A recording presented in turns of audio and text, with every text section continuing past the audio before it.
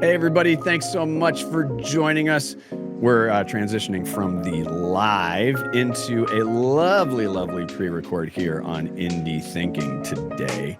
And guess what? Continuity didn't work. I was wearing something completely different. So, here we are. But a few things. Number one, thank you to all of our members for supporting Indie Agency News. This time last year, we had 55 members. Now we're closing in on 220. So thank you so much. We're here to build the global home for independent agencies. We're here to serve independent agencies and the brilliant people behind them. And our goal is more visibility for indies and more choice for marketers.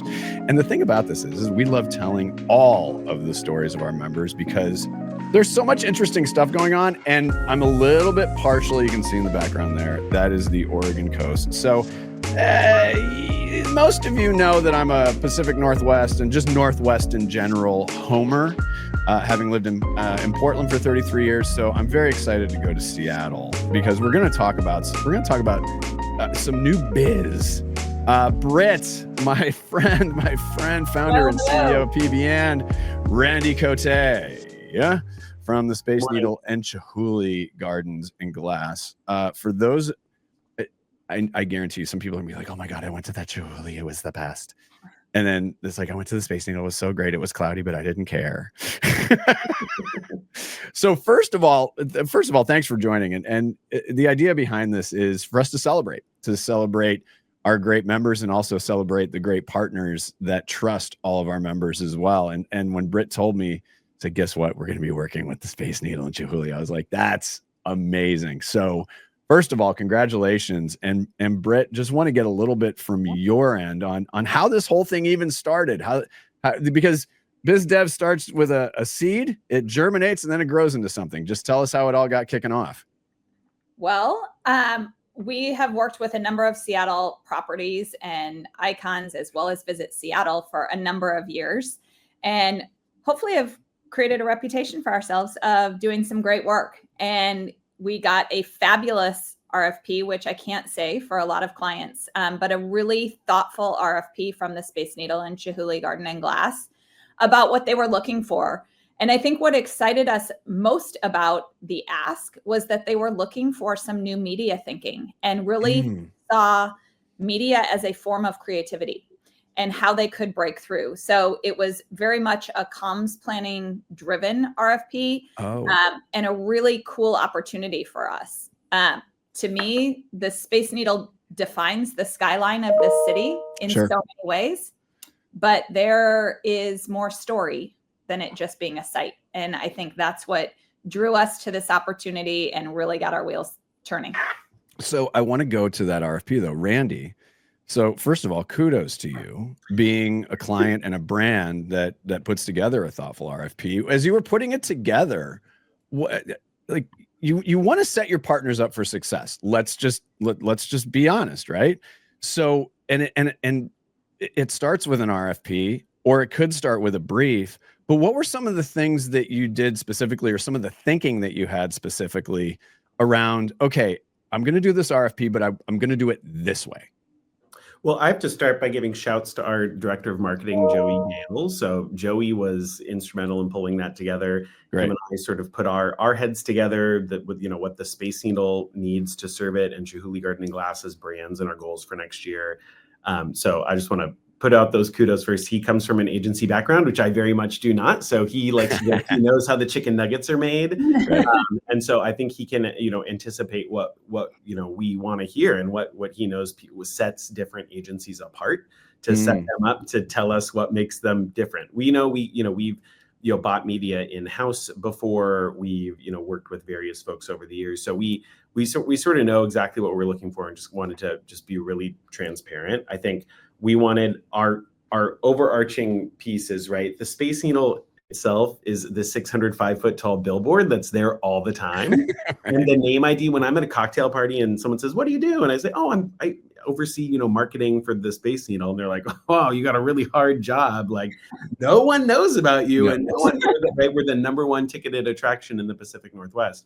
Right. But our business challenges are really unique. We have capacity constraints in summer. Everyone's trying to visit at the exact same time. We have our shoulder seasons when we're less busy and we've got a local audience here, but also the view and the weather is different. We have our seasonal lounge experience, which only operates October through April.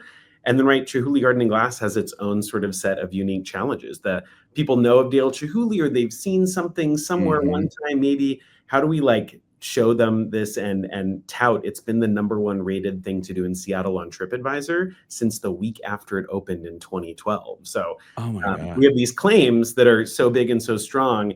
And also because we're so PR driven, we have this established brand in this market for 63 years on the Space Needle side. We also we don't spend a ton on paid marketing. So when we do, we want someone that's super smart, knows our market, and can help us, like Britt said, use the media to be creative with how we reach people when they're here in this very limited period of time for tourists. Yeah. So Space Needle #1 ticketed attraction in the Northwest. What's the #1 non-ticketed? This is trivia. Pike Place Market has 10 million visitors a year. There's all who? Pike Place Market. It's not. Tillamook. The down at the beach. The Tillamook. They have more than 10 million people visit the cheese. They claim it's the #1. Interesting. #1 in Tillamook County. I don't know. All I know, there might be. I'm just saying. I could be wrong. Do we have people on the Oregon coast? Yeah. Right. Yeah. Well. Okay. So there must be some sort of classification of it. So the market is like, that's an attraction. Yes. Yes. And it's over a 9-acre district, right? Whereas the Tillamook, is a singular destination, one parking lot, right? Like one parking lot. Yes, exactly. Speaking of which, all the construction that's been going on in Seattle around the market, I know it's a pain in the tuchus, but so is the viaduct. But oh my gosh, it's already so much better. So it's just it's easier to get around Seattle. It's amazing. Well, it isn't. And right, from a tourism perspective, right, we see that activity down on the waterfront, Pike Place Market, the investments in the convention center and the arena. There is this rising tide floats all boats situation. Right. But when we talk about our strategy with PBN, honestly, competition, right? Like we know the new aquarium, Seattle Aquarium, great partner of ours in so many ways. But their attendance and attention over the past 6 months for their new ocean pavilion has been off the charts.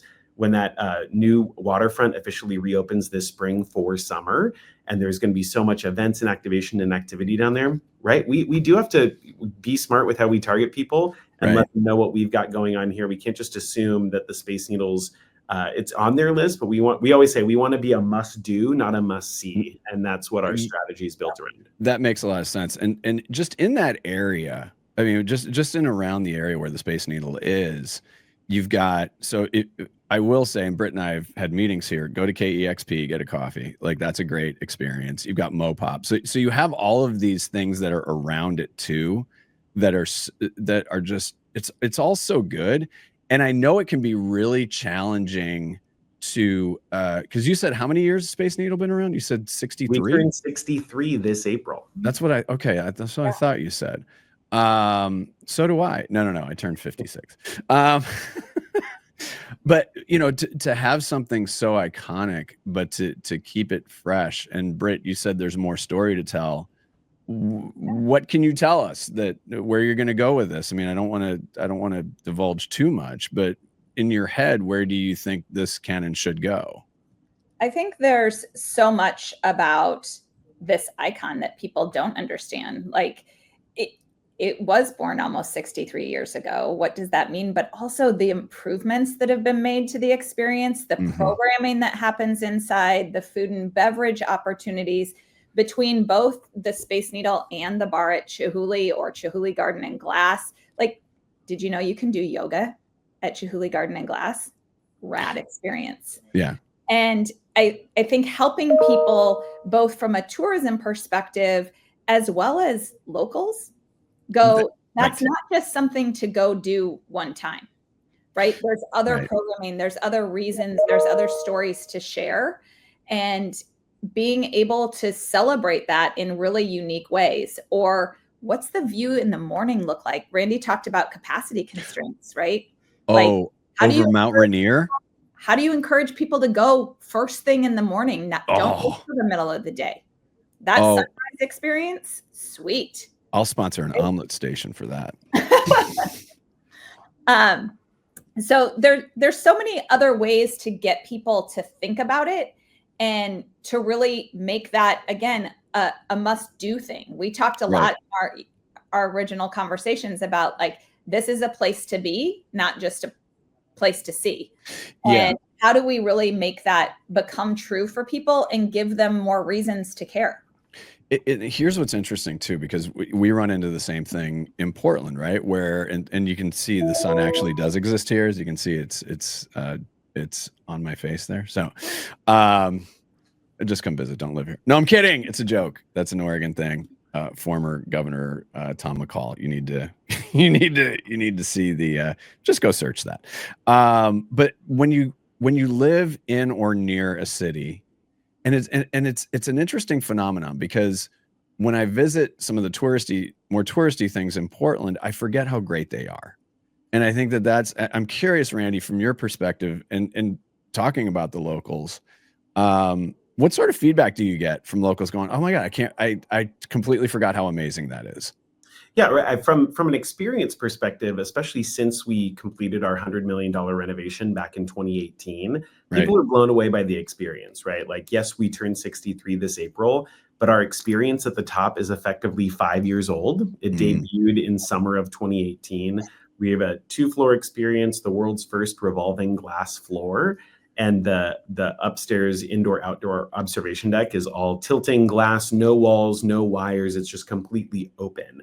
And so from locals, if they haven't been since 2018, they basically haven't been, right? So it is this, like, they're so impressed by the upgrades and renovation, but I think they also just are so in love with our view. It's what's kept us famous. That's like the heart of it all, right? Like we've had a famous view since the day we opened, and that hasn't changed. Even as the city's grown up around us, it's this natural view. It's this city view. We saw orca whales from the Space Needle the other day. Out by Seattle and Alki Beach. It's like there's not many places where you can do that. And just, we always, we're looking at the research of why don't locals especially come visit, and it's things that you'd expect, right? It's too crowded, it's too expensive, it's a pain to park. And so that's part of our job here in the shoulder seasons, right? Is tell them, like, I've been polling people this week, how much do you think it is to park at one of the garages down at Seattle Center? And they're like, oh, it's $20, $40. It's all this. And I was like, it's $10 to park for 12 hours if you're coming not during like a concert or something. Right. Like, no way. Since when? Like, I got parking lots. It's like, right. So we have to meet these objections. But the thing that is unobjectionable is the view, the experience, our team members, the hospitality. Food was amazing when it comes to what we provide. Right. So. Yeah. So last time I was up there, the food was incredible. I mean, it's just, God, look at this sun. I should be putting a Bible verse above me or something. I don't know what's going on here. Hold on. John 3:16. Yeah, and I've been to events there, and the word that keeps coming up for me is, I mean, there's something, and I it's special. I mean, it is a special thing. And it's similar to, like the Japanese garden here in Portland, or the rose garden when the roses are in bloom. It is special. And when you re-experience that, that's just incredible. I also think it is special, to your point. Right. Full of inspiration too. And if you think about this being one of the most creative cities, or, you hear artisans of all kinds talk about how they come to Seattle for inspiration, giving yourself a respite and going up in the Needle, taking in the view, breathing fresh air. Yeah. There is an inspiration element that I think is often overlooked. Again, it's not just a thing to see, right? It is a place to be, and it's a place to be for many different reasons. And the more we can encourage people to really lean into that, take a breath for a second, get a new perspective, literally, for yourself as well as of the city. the Space Needle can be a hub for that.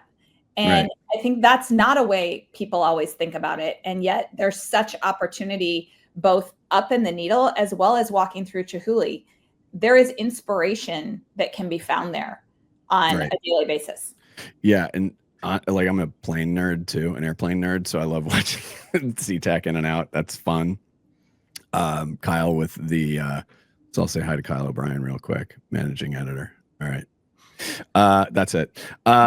He just said Pike Place Market, 10 million visitors a year average. Tillamook Cheese Factory welcomes 13 million. No, I'm sorry. The decimals are wrong. 1.3. Sorry. So I don't know what, maybe it's the number one dairy centric attraction in America. I don't know. We'll figure that out. Good Northwest brand though. Good Northwest brand. There is, let's be honest, an agency working with a client, that relationship is born of service. Yet I am a big fan, and I've been very, very fortunate to see firsthand and in a lot of ways that it really turns into a genuine partnership. In your minds, what makes a relationship between a brand and an agency? How does it become a true partnership in every sense of the word? I would say going first. I think they each listen and they respect the perspective of the other, and they want to build on it to make it better together. It's not an agency comes in and has the answer and that's the way it needs to go. They have perspective, and the client has perspective, and they also don't come to the table going, no, this is just what we need to do. I will say, like, I'm so excited about this because I know it will be a partnership. We challenged some thinking out of the gates, and we had great discussion around it. And it felt like a partnership from our very first meeting. Yep, that makes sense. Randy? Yeah, right. I think the listening is so huge. I think we talked about, even in our like RFP level meetings with PBN, I forget who asked, but I may have said, like, what's the mark of like how we're successful, and what you need to be successful. And the thing that their team said was, let us in. Like, let us in. Your team. We want to listen. We want to hear the concerns. We want to build on your instincts. Like, that was so good for me to hear. I think we're very protective of the Space Needle brand. Sure. We don't work with a lot of outside agencies in anything that we do. Everything is in-house. We don't outsource our retail, our valet, our food and beverage, our photo, our garden staff, our janitorial. Like, we do it all ourselves because we really trust and cherish this brand. The Space Needle is owned by a family. That was the original ownership of it 63 years ago. And so when your mission is to transform these moments for our guests every day under the, family-owned sort of stewardship model, we're really protective of this brand. So I think, like, having them listen and build that trust is something we're already seeing even in a couple months of working together. And I'm excited to see that grow. I will throw out that, one of the things that made PBN stand out was just the references and reputation and sort of, glowing recommendations from especially the folks from Visit Seattle. I think, when we hear folks that we trust and work with every day and are connected to our success, and if people aren't visiting Seattle, they're not visiting the Space Needle, right? So to hear them speak so highly of Britt and the team, it was another piece for us where it's like, well, that's also a brand and energy and problems to solve and pivoting that, like, they understand that world. And I think it sets us up for that good foundation of becoming great partners. So I love it. That's great. So I will say, again, the food at Space Needle is amazing. However, I will say, all right, Space Needle, you go to Chihuly, you go do the full experience. You kind of got to go to Dick's in Queen Anne. I mean, the best burger in the world. I will fight people on that. It is the best burger on the planet. You go visit Space Needle, Chihuly Garden and Glass. You have a drink at the bar at Chihuly, then go get a Dick's. Go get a Dick's burger. Yeah. And I will say, my big thing, we did research way back when. It's been 10 years. We should probably re-up it again. But we were really interested in how many tourists visiting Seattle did the Space Needle first before doing anything else. Oh, Last time we asked that question, it was 55%. And it really, it's that top of the list mentality of like, we are the right. thing. But also there is this very like, I want to get here, get my bearings, right? Is that salt water? Is that fresh water? Are those mountains? Right. Oh, wait, where's Mount Rainier? Right. And even just like neighborhoods, right? Being able to see like, yeah, I can see, Ballard's over there. There's Capitol Hill. There's the International District, right? We want to help them get their bearings for where to go. That's and the great. thing with our staff, our team members, right, is that they get into those conversations when people are waiting for the elevator or finishing a gallery talk. And when they say, what should I do after this? We turn into that kind of de facto concierge for them. And we're off, our team members are often asked about like, where's a good happy hour? Where's a good drink? Where's a good view of the Space Needle, right? I've been up here. Where do I go? And I don't want to go to Cary Park. Everyone goes there. Where should I go that like you would go with your friends? And we really try to like make sure they have this experience. We're always, when we look at reviews of our two places, staff, like mentions of our team members is always like rivals the view as far as what people value. So, we're sending people to Dick's Burgers. Of course you are. The other thing I will say is you mentioned Alki Beach earlier, and Duke's over at Alki is amazing. And it's over on South Lake Union as well. So first of all, the greatest burger in the world is at Dick's. The greatest steak I've ever had in the world is at Daniel's Broiler. And I've had steak, and it's like it's not even close. It's not even close. Daniel's Broiler, South Lake Union, tomahawk ribeye. With a little, you have beautiful haunting meat dreams about it still. Yeah. No, it's true. And yeah, I mean, it's it's the indulgence is worth it. Let's put it that way. But there's so much great food in Seattle, and there's great food in Portland. So here's what I'm gonna say: you come on to Seattle first, do your thing in Seattle. You're gonna have a great time. Come on down this way. I got you. And then you can fly. We call the flights to New York the Hipster Express. If you want to come from New York, start in Seattle, work your way down, take the Hipster Express back home. So there you go. I love everything about this. I love everything about Seattle. This is great. I mean, this just makes me happy just to see two really great organizations coming together, two great companies coming together, and really great people coming together. So congratulations on this. We look forward to seeing all the great things that you have coming up. And again, a reminder to people, how do they learn more about Space Needle?